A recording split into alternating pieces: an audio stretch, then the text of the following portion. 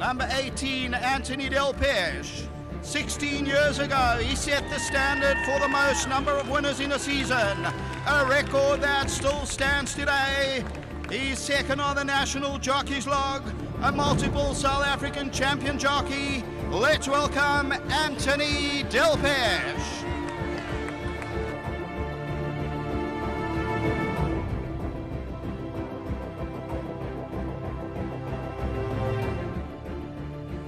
It's a beautiful, bright, sunshiny morning here at Turffontein, the 23rd of February to be precise. And this time last year, the first leg of the Triple Crown, the Gauteng Guineas, a Grade 2 event, had not even been run.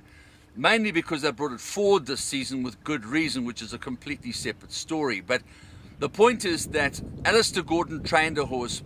His name was Monk's Hood. He was owned by Mary Slack, and he was beautifully ridden by Anthony Delpech in an absolutely eye-popping performance. He demolished the opposition, and I can remember the tones of Alistair Cohen being so emphatic about the way in which he sauntered home, beating Sir Charge. Monk's Hood has won it by 6. It's a demolition job. He's come back to Johannesburg, all the way from KZN, and Anthony Delpech and Alistair Gordon team up. But Anthony Delpech was unfortunately about to encounter some misfortune, and we all know what happened in the second leg of the Triple Crown, the Classic, in which he was riding a horse called Majestic Mambo. But we'd like to take you back to last week's program, part 2 of the Anthony Delpech story, in which he was victorious back in 2004 on a son of Zabeel called Gray's Inn for Michael de Kock and Bridget Oppenheimer. He won the championship that year in an absolutely toe-to-toe tussle with one of the greatest jockeys that we've ever seen in South Africa, in Anton Marcus, and thereafter went off to Hong Kong to meet probably the best horse he ever rode in his career, a horse called Vengeance of Rain, trained by David Ferraris and owned by the Chow brothers. So let's first of all relive some of the excitement of the championship, and thereafter we'll go and meet Vengeance of Rain at Sharton Racecourse, Hong Kong. Yeah, Andrew, I've been very lucky, especially in my last couple of years, to be associated with such good horses. And obviously that makes it much easier. I mean, you talk about Bolt Silvano. I mean, he is a fantastic horse, and Igugu, Grazin. I mean, Grazin's at stud today, and he's doing very well for himself. And sorry, I left Classic Flag out, which he was my first one. I'm very lucky to be associated with horses like that. I mean, so many jockeys would wish to be sitting on horses like this, and obviously with Igugu, I mean, she's still got a whole future ahead of her, and I believe she could be the special one. Your championship is about wins, and there has never been in my lifetime a more deadly struggle than there is between you and your compatriot Anton Marcus, who's also won 4 Julys and who's won the same amount of championships, and it must be the most entertaining spectacle that the South African racing public have ever been party to. You know what, I think racing needs something like that to boost it up, and you know what, it'd be so much better if there was something out there for the winning jockey. Then you wouldn't be just getting me and Anton Marcus chasing for it. You'll get 5, 6 top riders going out there trying to win the championship, because there's something out there, there's a carrot for them. And at the end of the day, whoever wins, it's more prestige than anything else, you know. And if there was a little bit more out there, I think you'll get better jockeys going out for it. I'm enjoying the challenge. It's fantastic, and it's good for racing. It's good for me. It lifts my game. I come to the races. I'm not just going to races trying to ride winners. I'm trying to finish as number 1 on the day. And I believe that my riding has improved over this last 2 months of the championship. I believe I'm riding better than I've ever ridden before, because I've got a challenge. The position I'm in at the moment with the championship doesn't faze me. It doesn't matter if he's 2 winners ahead or I'm 2 winners. I'm going out there. I'm not even bothered. I'm not even under pressure. The moment actually makes me ride better. But your wife's not ready. I mean, your wife is taking more strain by far than you are. Yeah. So she's taking strain, and it's different for a woman. But I'm very blessed, and you know what? If I win it, I've worked hard to get there, and if I win it, maybe I deserve it because I've worked hard to get it, you know. But if I lose it, it's not the end of the world. What I've achieved this season is greater than the championship. The best result, I believe, would be a draw. The draw would be the best result. But you know what? Whoever wins good luck to him. I won't lose any sleep over if Anton won it. As Michael said to me, he says, "My boy, what do you want? You've won so much, you've achieved so much this season. Why you want to travel everywhere and win it?" I said, "Michael, it's all pride. It's pride." He says, "Pride, you get nothing out of it. You know what I mean?" I said, "Yeah, but it's all you know." He says, "You know what? You've got a family, you've got a home. You also got to think of those." I actually didn't tell you. The real reason I'm going for this championship because of Damon. Halfway through the year, I can't. Good evening, ladies and gentlemen. I'm sorry I cannot be here this evening with you as I've got obligation in Hong Kong. But I'd like to thank, firstly, the owners for supporting me through the season and the trainers for having the faith and the loyalty through me and my fellow riders. I will try and do my best to fly the South African flag high in Hong Kong for all of you. The title of champion jockey has been bestowed upon Anthony Delpech on 2 occasions. That's one thing. Anthony Delpech is currently plying his trade in the fertile ground of Hong Kong and is doing so much better than this time last year. Anthony, a very much happier Anthony Delpech and a very much happier family than this time last year. Yes, definitely, Andrew. It's been a good start to my season. I'm on 14 winners already after 3 months.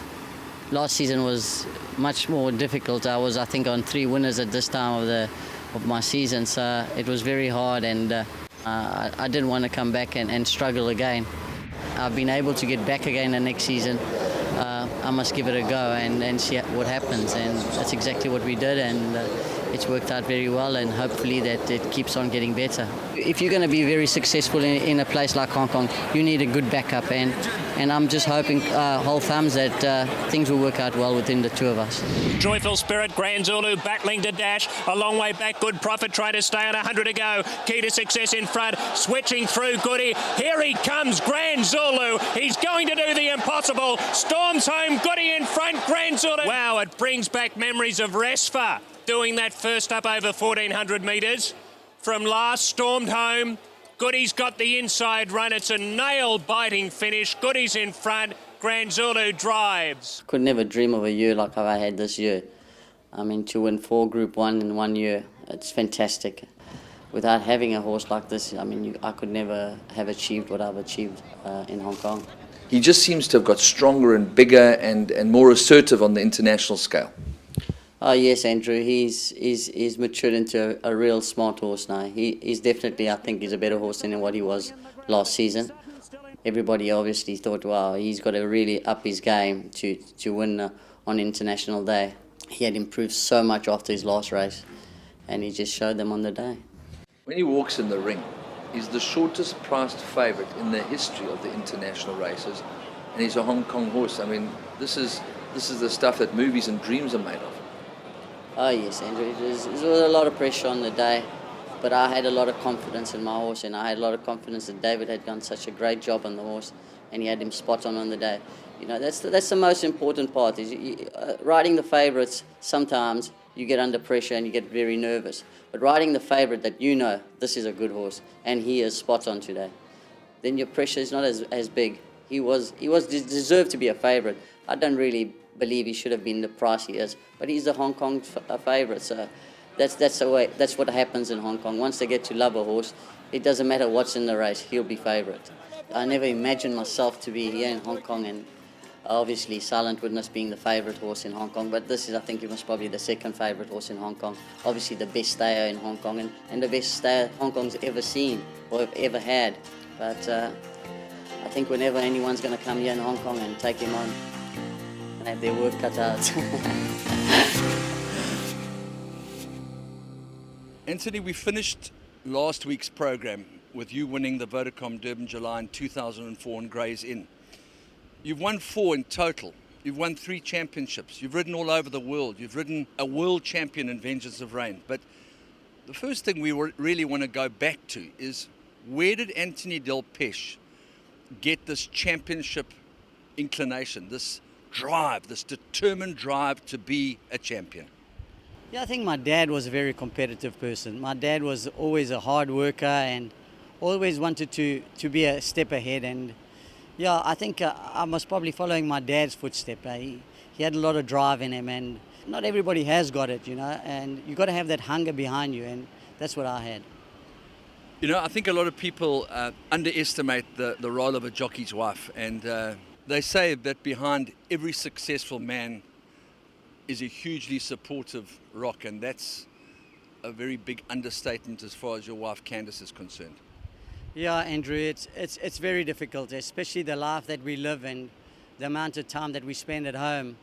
And, the kids grow up a lot without you. And, if you don't have a wife behind you to support you and to back you every time, looking after the kids while you're not there. And, yeah, she's been my rock and through the difficult times that we've been through, and she's always been there behind me.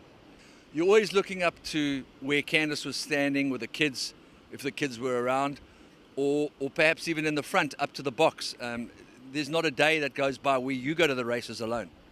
Yeah, whenever Candice gets a chance at Gravel especially, she always comes to the races and the kids follow on. And yeah, you just got to acknowledge them when they're there, because without them you wouldn't be in that winner's box, and without them I would never have achieved what I've achieved. So that's why I always look up and say thank you.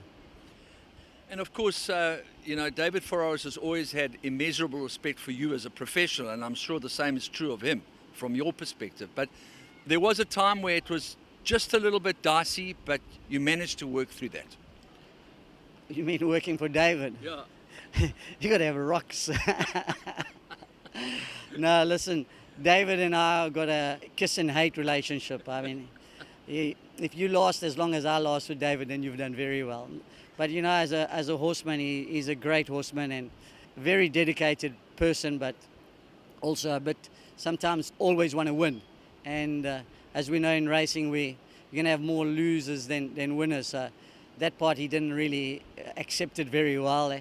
But you know what? He always came back to me, so that really was fantastic. And we had a great relationship at that time when we were going with the Vengeance of Rain. And yeah, I enjoyed it. Listen, without his backing in Hong Kong, and most probably I would have been back home way earlier. So you win the Champions and Traitors Cup, you win the Derby, you win the QE2 Cup, you win the International, beating the best in the world. It must be so hard for you to pick a moment that was above the rest with Vengeance of Rain. I think the Derby was the biggest for me. I mean, I hadn't achieved any big race success in Hong Kong, so the Derby was definitely my first Group 1. And obviously in Hong Kong, the Derby is the ultimate race you want to win. And that evening before the race, I mean, I could hardly sleep. I was like shaking. I've never ever been so nervous. Obviously, he was odds-on favourite to win it. And yeah, I think that was my breakthrough also in Hong Kong. And I feel it's one of those races that I'll always remember. Well, I got sent a song by our executive producer, a guy called Dieter Wahlberg. He talks about It's Your Time. And there was a time when Vengeance of Rain, he had heart strain. He went back to the farm. They tried their best to patch him up, but he had delivered so many maximum performances. And it also sort of symbolized that was more or less the end of your Hong Kong escapade. Vengeance of Rain, I think, ended up making the decision for me once he retired. I remember that same race meeting. I went to the staff. I said, listen, I'm going to be going back. And they thought I'm a bit sad and everything else. But I had made my decision. I said, when he calls it the day, I'm going to call it the day. So, yeah, listen, Hong Kong was fantastic to me. And I always had at the back of my mind, have I made a mistake by leaving there? But thinking of your family, sometimes you've got to take them first before racing.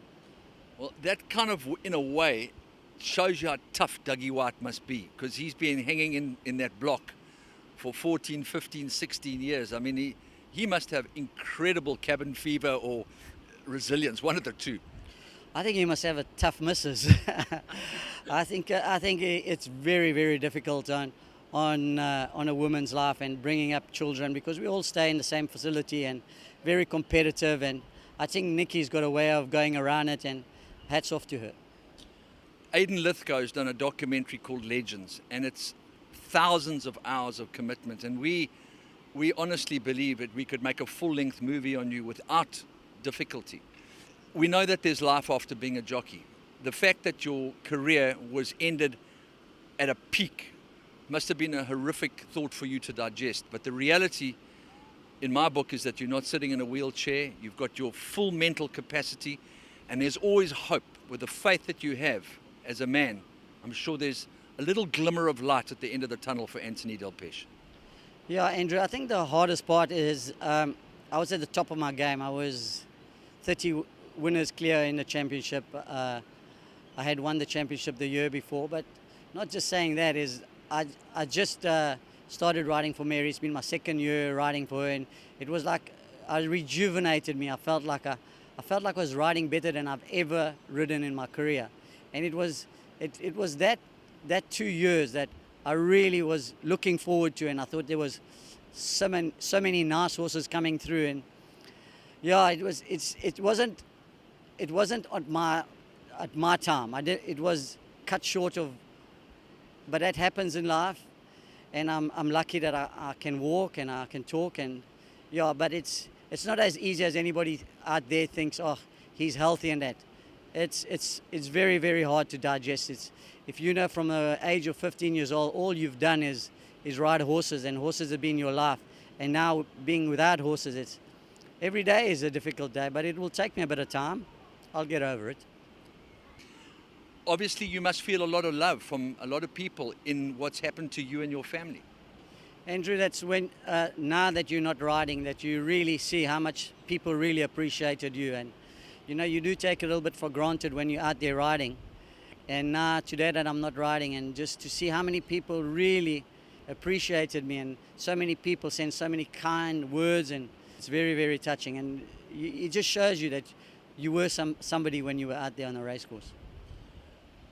Well, quite often I think to myself when I'm overseas, maybe I'm never going to see that person again. Maybe I'm never going to interview him again, whether it's Bob Baffert or Charlie Appleby or whoever it is. But I'm hoping in my heart that this is definitely not the last interview we do with you as a jockey. The fact that there might be a glimmer of hope, and that whatever you decide to do, that racing will always feature somewhere in your plans.